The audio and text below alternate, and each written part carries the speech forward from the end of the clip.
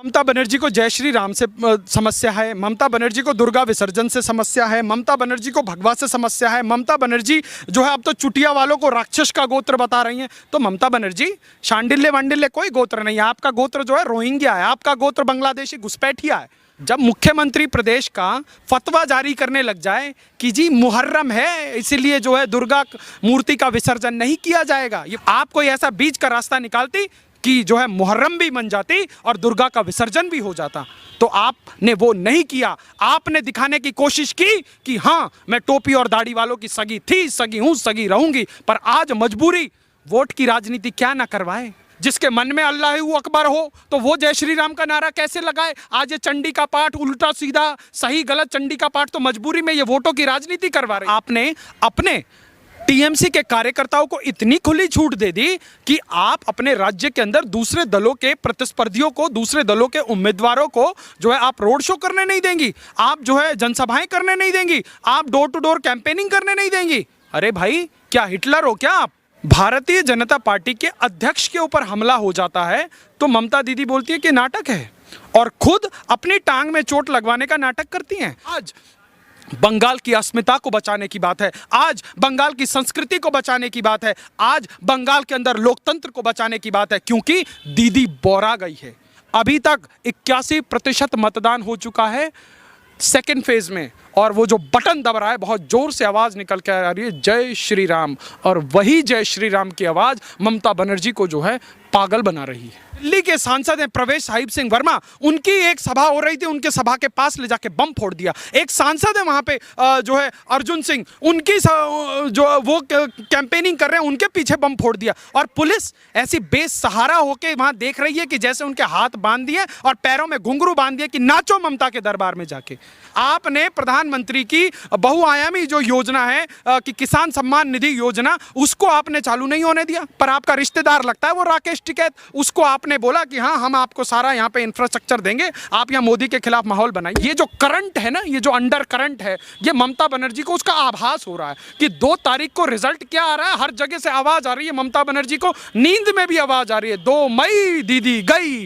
वो उसका एक ही फॉर्मूला है प्रशांत किशोर का, दिल्ली में आता है तो दिल्ली के गिरगिट को थप्पड़ पड़वा देता है, आंध्र प्रदेश में गया तो वहां उसको चाकू से हमला करवा दिया, बंगाल में गया तो ममता की टांग टूटी दिखा दी। तो भाई कुछ नया लाओ।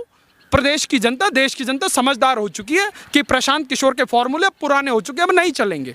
नमस्कार, मैं हूं ऋषभ अवस्थी और आप देख रहे हैं ओ न्यूज़।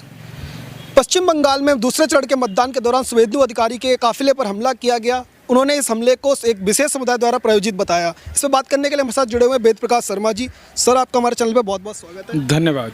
आपसे जानना चाहूँगा कि आखिर इस हमले के पीछे कौन हो सकता है। आखिर देखिए, पिछले 1 महीने से अधिक के समय में आपको ये सोचना बहुत ज़रूरी है, और ये सवाल किससे पूछा जाना चाहिए। ये सवाल पूछा जाना चाहिए जो उस प्रदेश के अंदर लॉ एंड ऑर्डर को देख रहे हैं। आज ये सवाल पूछा जाना चाहिए वहाँ की मुख्यमंत्री जिन्होंने 10 साल तक वहाँ पर जो है एक तरफा राज किया है। आज वहाँ उनके राज में क्यों अन्य राजनीतिक दलों के लोग सुरक्षित नहीं हैं? क्यों अन्य दलों के लोग अपनी बात नहीं बोल सकते? क्यों अन्य दलों के लोग अपनी जो है राजनीतिक यात्राएं नहीं निकाल सकते? आप बताइए। भारतीय जनता पार्टी के अध्यक्ष के ऊपर हमला हो जाता है तो ममता दीदी बोलती है कि नाटक है, और खुद अपनी टांग में चोट लगवाने का नाटक करती हैं। तुम्हारा चोट लगा तो चोट हो गया, और आज वो जो है पिछले 15 दिनों से ड्रामा लेकर घूम रही हैं। और आज शुभेंदु अधिकारी जो कभी किसी वक्त उनके सेनापति हुआ करते थे, आज उनको उनके परिवार को डराने की बात की जा रही है। आज उनके परिवार को जो है देख लेने की बात की जा रही है। तो क्या सीधा आरोप प्रदेश की मुख्यमंत्री के ऊपर नहीं लगता है कि आज यदि राज्य के अंदर लॉ एंड ऑर्डर बर्बाद किया है तो वो ममता बनर्जी की जिम्मेवारी है? क्या आपने अपने टीएमसी के कार्यकर्ताओं को इतनी खुली छूट दे दी कि आप अपने राज्य के अंदर दूसरे दलों के प्रतिस्पर्धियों को, दूसरे दलों के उम्मीदवारों को जो है आप रोड शो करने नहीं देंगी, आप जो है जनसभाएं करने नहीं देंगी, आप डोर टू डोर कैंपेनिंग करने नहीं देंगी? अरे भाई क्या हिटलर हो क्या आप?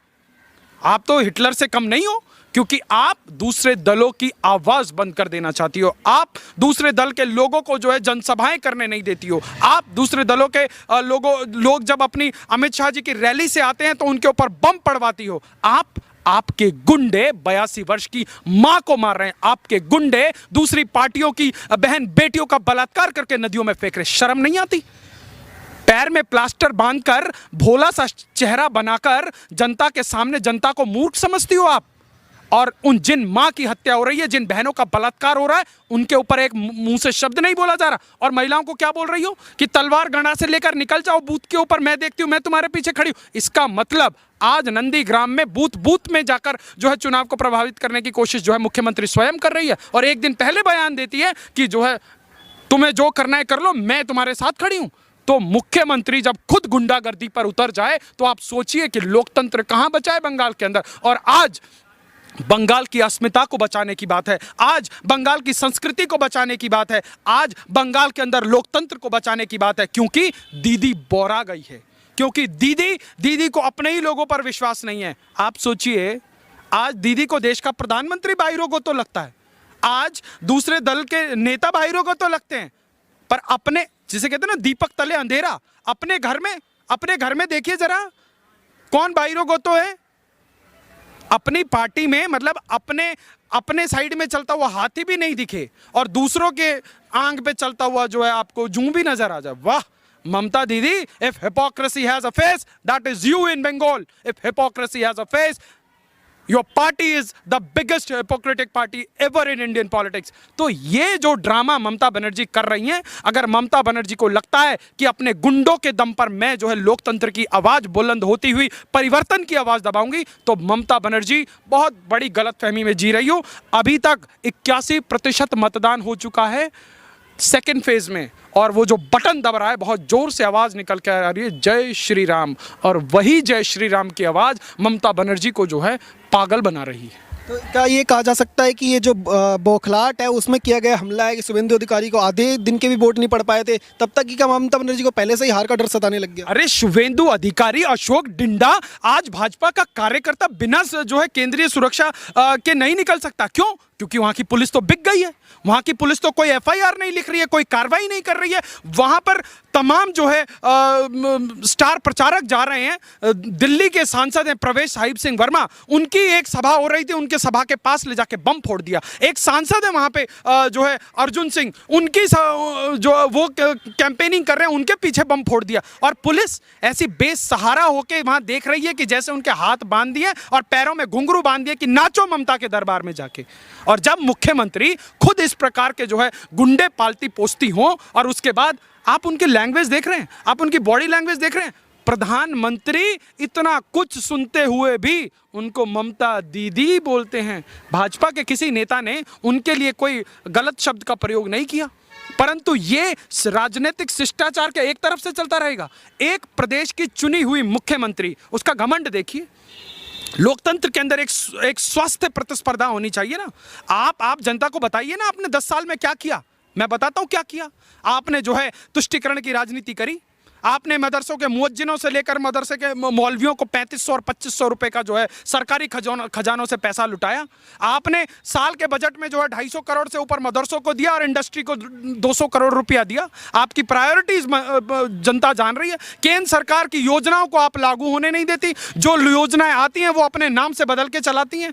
आपने प्रधानमंत्री की बहुआयामी जो योजना है कि किसान सम्मान निधि योजना, उसको आपने चालू नहीं होने दिया। पर आपका रिश्तेदार लगता है वो राकेश टिकैत, उसको आपने बोला कि हाँ हम आपको सारा यहाँ पे इंफ्रास्ट्रक्चर देंगे, आप यहाँ मोदी के खिलाफ माहौल बनाइए। क्यों भाई? आप अगर किसानों की इतनी बड़ी हितैषी होती तो आप जो है 6000 रुपए की जो किसान सम्मान निधि है उसको आपको चालू करने में क्या आपत्ति थी? और आप क्या बोल रही हैं कि अब हम किसानों के लिए ये करेंगे? देश की जनता ये पूछती है ममता दीदी 10 साल में क्या किया आपने? तो ममता बनर्जी, आपका आकलन प्रदेश की जनता आपके दोनों घोषणा पत्र उसमें आपने कितना डिलीवर किया उसके आधार पर करेगी। और इतनी तेजी से कर रही है कि 80% से ऊपर वोटिंग हो गई दूसरे चरण के मतदान में भी। तो ये जो करंट है ना, ये जो अंडर करंट है, ये ममता बनर्जी को उसका आभास हो रहा है कि 2 तारीख को रिजल्ट क्या आ रहा है। हर जगह से आवाज आ रही है ममता बनर्जी को, नींद में भी आवाज आ रही है 2 मई दीदी गई। दूसरे चरण का मतदान खत्म होते होते अचानक से शांडिल्य गोत्र की याद कैसे आ गई? देखिए, शांडिल्य गोत्र की याद तब आती है, आपको याद होगा एक 51 साल का अधेड़ युवा जो अपने आप को युवा बताता है, वो भी कुछ सालों पहले जो है अपना गोत्र ढूंढता हुआ फिर रहा था। आज तक जो है राहुल विंसी ने अपना गोत्र नहीं ढूंढा होगा।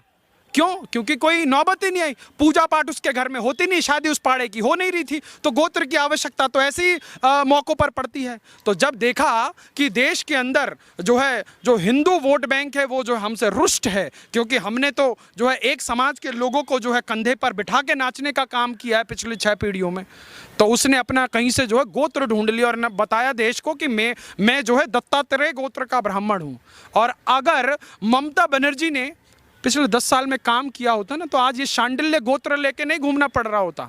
ममता बनर्जी के ऑफिस में जाइए, एक फोटो है पूरा का पूरा वो पहने हुए, पूरा सर ढके हुए और ऐसे करते हुए की फोटो है। आज क्या मजबूरी आई कि चंडी पाठ करना पड़ रहा है? क्या मजबूरी आई? कल तो हिंदुओं से बड़ी समस्या थी। जब मुख्यमंत्री प्रदेश का फतवा जारी करने लग जाए कि जी मुहर्रम है इसीलिए जो है दुर्गा मूर्ति का विसर्जन नहीं किया जाएगा, ये फतवा ही तो है। आप तो संरक्षक है ना सभी समाज की, पूरे प्रदेश की, तो आप एक समाज को गोदी में और एक दूसरे समाज को जो है अलग कैसे कर सकती हैं? आप कोई ऐसा बीच का रास्ता निकालती कि जो है मुहर्रम भी बन जाती और दुर्गा का विसर्जन भी हो जाता, तो आपने वो नहीं किया। आपने दिखाने की कोशिश की कि हाँ मैं टोपी और दाढ़ी वालों की सगी थी, सगी हूं, सगी रहूंगी, पर आज मजबूरी वोट की राजनीति क्या ना करवाए। आज वो देखो, वो उसका एक ही फॉर्मूला है प्रशांत किशोर का, दिल्ली में आता है तो दिल्ली के गिरगिट को थप्पड़ पड़वा देता है, आंध्र प्रदेश में गया तो वहाँ उसको चाकू से हमला करवा दिया, बंगाल में गया तो ममता की टांग टूटी दिखा दी। तो भाई कुछ नया लाओ। प्रदेश की जनता, देश की जनता समझदार हो चुकी है कि प्रशांत किशोर के फॉर्मूले पुराने हो चुके हैं, अब नहीं चलेंगे। लास्ट में आपसे जानना चाहूँगा कि जो ममता बनर्जी है वो कह रही हैं कि अभी बाहर से गुंडे आ रहे हैं, बंगाल में बाहर से गुंडे आ रहे हैं।